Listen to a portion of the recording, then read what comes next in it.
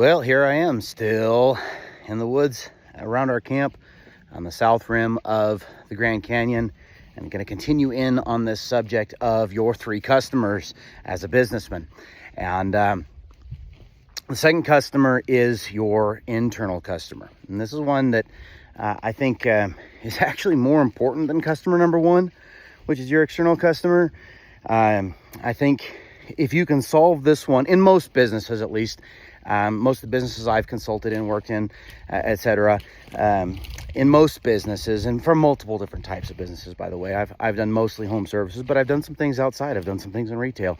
I've done some things in fabrication. I've done some things I worked in trucking for a while, consulting with a trucking company. So a bunch of different things. This customer, I think, actually is more important in most industries than your external customer, and that's your internal customer, the person you intend to hire. And here's part of the reason why I think this one requires a little bit more attention. It's because I don't think that most businesses have any idea this one even is something that should be on their radar.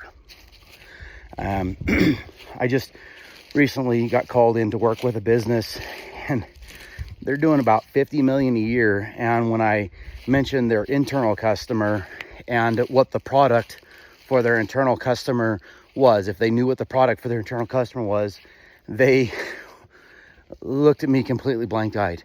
They're doing about 55 million a year. They have multiple locations across multiple states, and they hadn't even considered an internal customer or creating a product for them. And it blows my mind, because if you're not wrapping your head around how to create a product for your internal customer, and if you're not wrapping your head around trying to serve them, and what it's going to take to actually communicate to them, advertise to them, market to them, what it's going to take to keep them happy where they're at, I don't know how you expect to recruit or retain. I mean, like, I really don't know how you expect to do it. So I'm going to be short on this video, because I'm going to actually do a series on your internal customer, because I think it's that important. And not only is it that important, I think it's that untouched. Like I said, on your external customer, there's all kinds of people out there doing, like, even full courses on how to work with your external customer. But your internal customer, like, I can't find hardly anything on it. Almost nobody even talks about this, right? So make no mistake, recruiting is a sales process. Absolutely is a sales process. And you cannot sell something if you have nothing to sell, right? Now, sometimes, pause. I think the best salespeople can sell nothing. I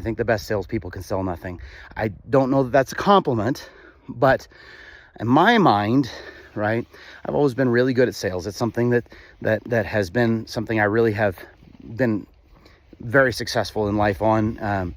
But here's what I do. Here's why I'm good at sales. Because I don't sell anything. I have risen to the top of pretty much every place I've been in sales at in my life, and I've never sold a thing in my life. I haven't. What I've done is I've found a product in their line that I believe enough in, that I get excited about, and I just share that excitement with people, and it sells itself. You can't do that if you don't have a product worth being excited about. Just can't be. So if you own a business and you do not know what product you are offering to your internal customer, I'm just going to stop you right there and say massive problems are on your horizon. You need to know not only to your internal customer in general, but if you've got multiple layers in management, administrative, in field operations, and strategic sides, you have to have a product for all of them.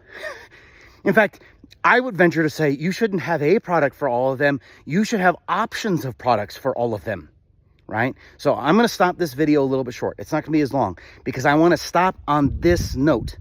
First thing is, what products are you offering to your internal customer? By products, I'm talking about what benefits, what hours, what tools, what environment are they working in, what culture are they working in, all of it, right?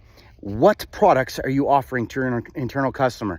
If you do not know that, let's stop here. Let's think on that. And I'm going to just drop it right there because I want you to mull on what products are you offering to your internal customer? What are we selling them, right? Now, good sales doesn't sell. It just talks about a product that we know is good. So what product are you offering your internal customer? That's thing number one.